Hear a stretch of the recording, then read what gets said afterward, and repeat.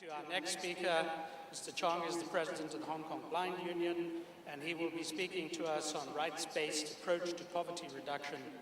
Is it relevant? Please welcome Mr. Chong.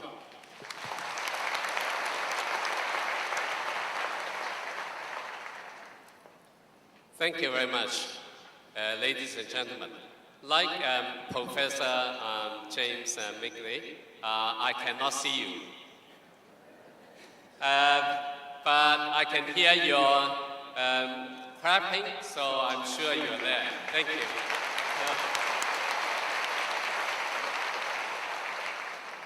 The organizing committee has told me that they have gathered over 2,000 delegates from all over the world to this conference. And there is a reason why they want to spend so much money on this conference in order to come to Hong Kong. And I suggest that it is because we are now at the recovery stage of the financial crisis, but the priorities is not right. The report from the UN and ADB published at the beginning of this year said that we have 21 million people in this region trapped in poverty because of the financial crisis. The second reason is that we are also facing an impasse in the negotiation for carbon reduction. The impasse was in Copenhagen. We are not seeing any positive signs in Cancun.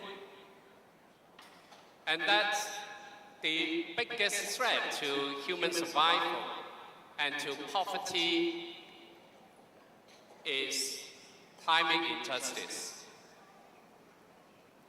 And the third reason, I suggest, is that we are also facing impasse in many other areas. We see so lacking in the view of the government to tackle the challenge of poverty. The Doha round of trade negotiation, the WTO, has been there for 10 years. And when it was launched, we were promised that this is a round of negotiation where development is going to assume the center stage. Poor people are going to benefit. No sacrifice, no compromise, no readiness on the part of rich countries has been there. And the round is still negotiating.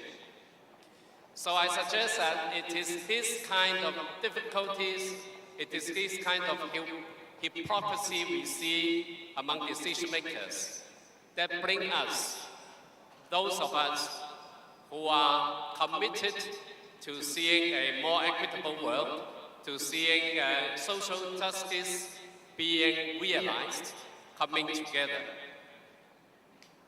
Well, it is good for us to talk to the converted sometimes, because that will help us to reinforce our commitment to exchange ideas. And I would like to start with sharing my own personal story. I grew up in Hong Kong when abject poverty was everywhere some 50 years ago.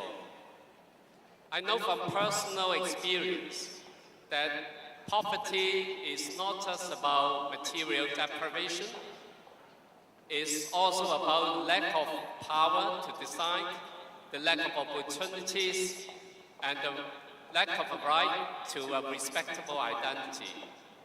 I grew up as a blind person, being excluded, and I experienced in my family how a girl could be sold to ease income burden.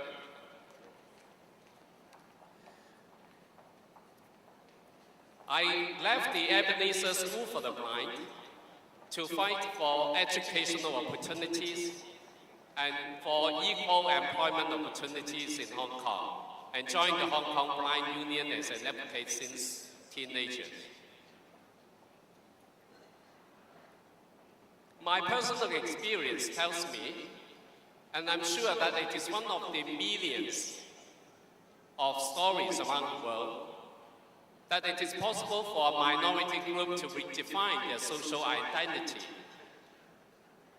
And a personal fight for justice can be social in nature. Solution to poverty is not limited to material condition.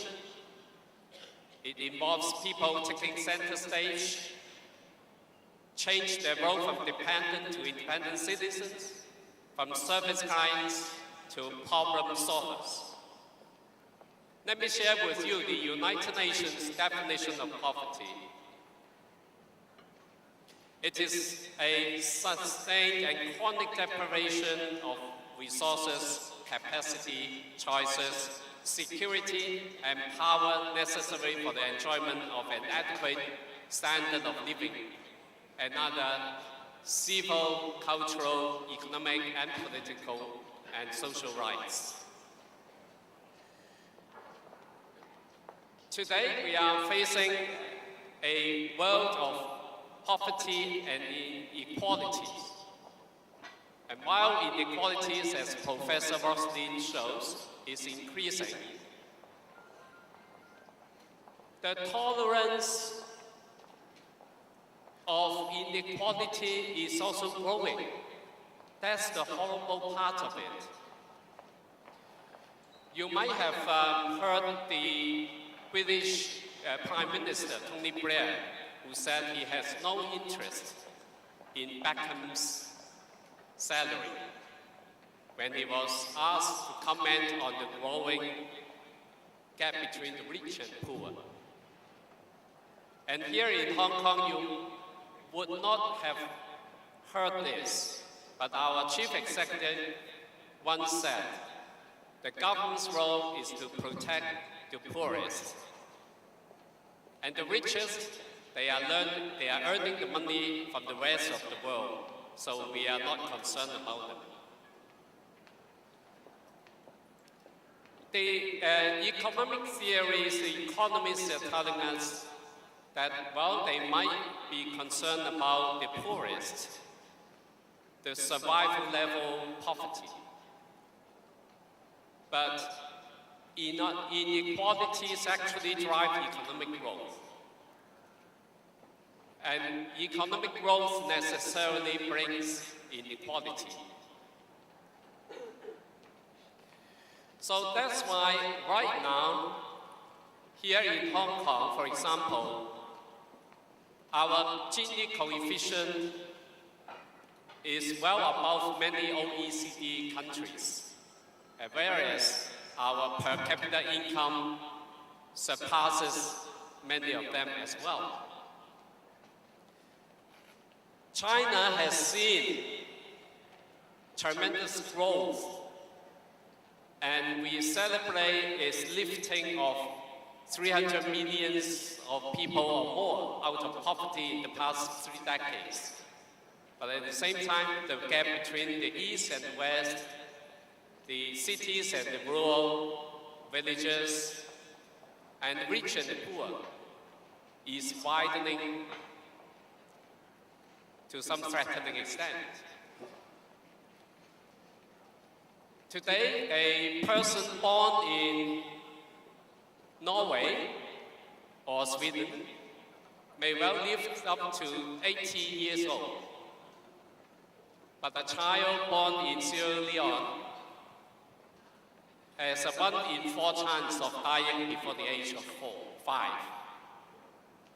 And even within the same countries, depending on where you are born, the life chances, the development opportunities vastly differ. We have to, I hope this conference will address this issue.